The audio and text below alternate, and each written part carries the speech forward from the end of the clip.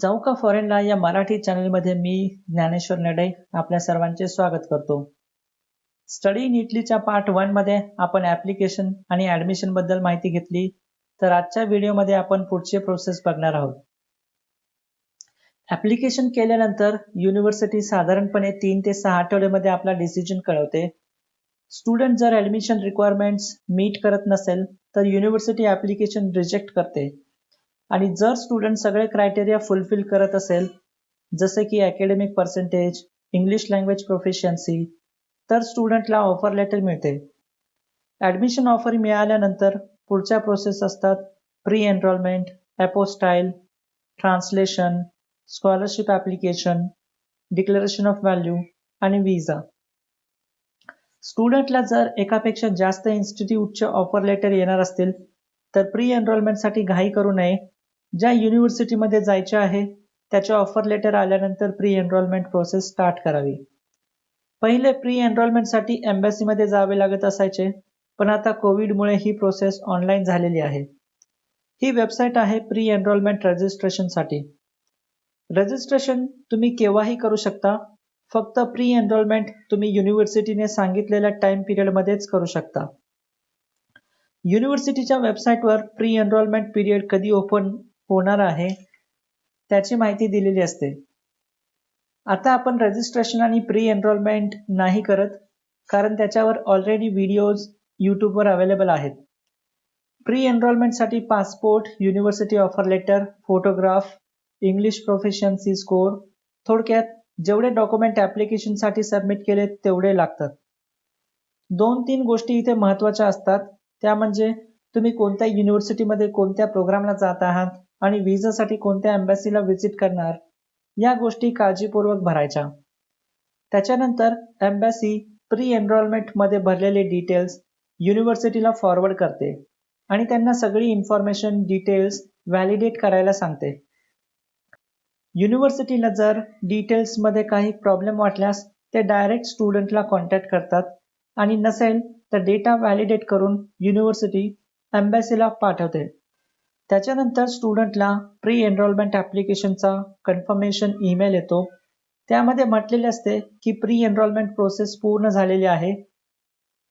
स्टुडंटने pre enrolment form download करायचा, तो पुढे जाऊन विजा प्रोसेससाठी लागणार असतो.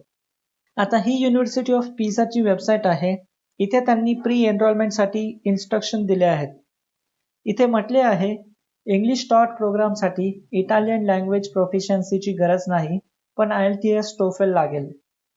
प्री एनरोलमेंटसाठी एक्झॅक्टली काय डॉक्युमेंट्स लागणार आहेत त्याची पहिलेच खात्री करून घ्यायची. जर काही डाऊट असेल तर तुम्ही युनिव्हर्सिटीला कॉन्टॅक्ट करून विचारू शकता. आता आपण अपोस्टाईल बद्दल माहिती घेऊ. डॉक्युमेंट अपोस्टाईल केल्यानंतर ते दुसऱ्या देशात शिक्षणाच्या किंवा नोकरीच्या उद्देशाने जाण्यासाठी व्हॅलिड समजले जाते. त्यासाठी दोन्ही देश हॉग कन्व्हेन्शनचे मेंबर असले पाहिजेत. हॉग कन्व्हेन्शन 1961 मध्ये अस्तित्वात आले, तर इंडियाने हे अग्रीमेंट 2005 साली जॉईन केले. स्टुडंटला हायेस्ट डिग्री अपोस्टाईल करावे लागते. जर बॅचलरसाठी जाणार असेल स्टुडंट तर 12वीची मार्कशीट, आणि जर मास्टर्ससाठी जाणार असेल तर बॅचलर्स डिग्री अपोस्टाईल करावी लागते. अपोस्टाईल मिनिस्ट्री ऑफ एक्सटर्नल अफेअर मध्ये केले जाते, पण मिनिस्ट्री ऑफ एक्सटर्नल अफेअर्स मध्ये अपोस्टाईल ऍप्लिकेशन डायरेक्ट नाही करता येत. त्यांनी नेमून दिलेल्या काही एजन्सीज आहेत, त्यांच्याकडे डॉक्युमेंट्स द्यावे लागतात. आता मिनिस्ट्री ऑफ एक्सटर्नल अफेअर्स तुमचे क्वालिफिकेशन व्हेरीफाय कसे करेल, कारण तुमचा डेटा तर स्टेटकडे अवेलेबल असतो. म्हणून अपोस्टाईलच्या आधी ज्या स्टेटमध्ये तुम्ही शिक्षण घेतले तिथून डिग्री अटेस्टेड केली जाते.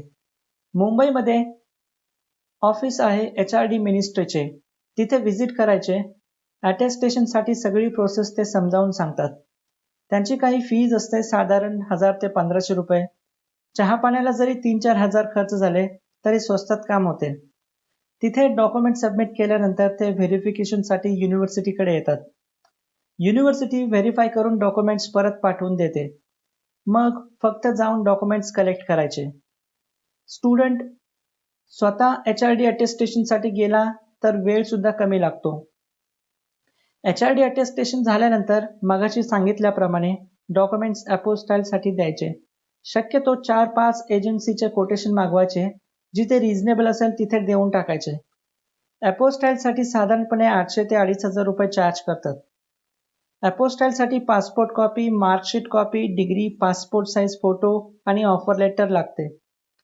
अपोस्टाईल झाल्यानंतर डॉक्युमेंटचे इटालियन लँग्वेजमध्ये ट्रान्सलेशन करायचे असते.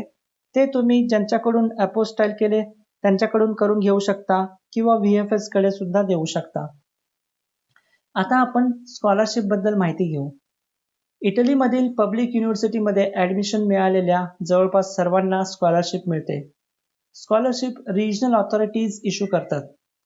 स्टुडंटच्या फायनान्शियल कंडिशनवर स्कॉलरशिप अवलंबून असते, त्याच्या मेरिटवर नाही. स्कॉलरशिप मिळाल्यानंतर स्टुडंटची ट्युशन फी वे ऑफ होते आणि स्टुडंटला राहण्याचा खर्च कव्हर करण्यासाठी 5200 युरोज मिळतात. सगळ्याच युनिव्हर्सिटीची स्कॉलरशिप प्रोसेस आणि त्याची अमाऊंट जवळपास सारखीच असते, फक्त अप्लाय करायच्या डेडलाईन्स वेगवेगळ्या असू शकतात. आपण स्कॉलरशिपसाठी लागणारे डॉक्युमेंट्स बघू.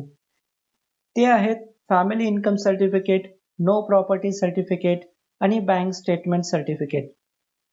फॅमिली इन्कम सर्टिफिकेट आणि नो प्रॉपर्टी सर्टिफिकेट अशा प्रकारे दाखवू शकता.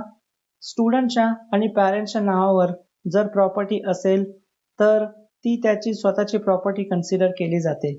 स्टुडंट जर आजी आजोबांच्या घरात राहत असेल तर ती त्याची स्वतःची प्रॉपर्टी नाही समजली जात. या डॉक्युमेंटवर तुम्ही नगरसेवक, सरपंच, महापौर, आमदार, खासदार यापैकी कोणाचीही सही घेऊ शकता. बँक स्टेटमेंट बँकेच्या लेटर हेडवर घ्यायचे. शक्यतो ज्या अकाउंटमध्ये सगळ्यात कमी बॅलन्स आहे त्याच अकाउंटचे बँक स्टेटमेंट घ्यायचे. त्याच्यावर फक्त बँकेचा स्टॅम्प आणि सिग्नेचर क्लिअरली विजिबल असावे. त्याच्यानंतर हे 2 डॉक्युमेंट्स अपोस्टाईल आणि इटालियन लँग्वेजमध्ये ट्रान्सलेट करून घ्यायचे आणि स्कॉलरशिपसाठी अप्लाय करायचे. आता आपण DOV म्हणजे डिक्लेरेशन ऑफ व्हॅल्यू बद्दल माहिती घेऊ. DOV म्हणजे असे डॉक्युमेंट जे की इतर देशामध्ये मिळवलेली डिग्री इटलीमध्ये रेकग्नाइज करून देते. DOV बनवण्यासाठी इटालियन एम्बसीमध्ये जावे लागते. डिक्लेरेशन ऑफ व्हॅल्यूसाठी लागणारे डॉक्युमेंट्स VFS थ्रू सबमिट करता येतात. आता इथे DOV साठी काय डॉक्युमेंट्स लागतात त्याची लिस्ट दिली आहे. तुमची डिग्री, मार्कशीट, अपोस्टाईल आणि ट्रान्सलेटेड असणे गरजेचे असते. इथे काही ऑथोराइज ट्रान्सलेटरची लिस्ट आहे. त्यांच्याकडे डॉक्युमेंट्स देता येतात किंवा VFS सुद्धा ट्रान्सलेशन करून देते. फक्त त्याचे काही ॲडिशनल चार्जेस अप्लाय करतात. DOV झाल्यानंतर पुढची स्टेप असते विजासाठी अप्लाय करणे. त्यासाठी VFS ग्लोबलकडून अपॉइंटमेंट घ्यायची. अपॉइंटमेंट कन्फर्मेशन ईमेल आल्यानंतर विजासाठी डॉक्युमेंट्स सबमिट करायला जायचे. तुम्हाला विजासाठी एवढे डॉक्युमेंट्स लागतात.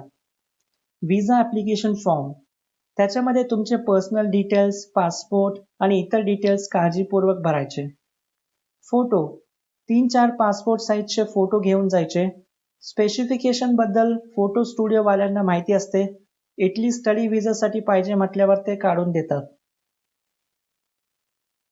पासपोर्ट आणि पासपोर्टच्या झेरॉक्स कॉपीज.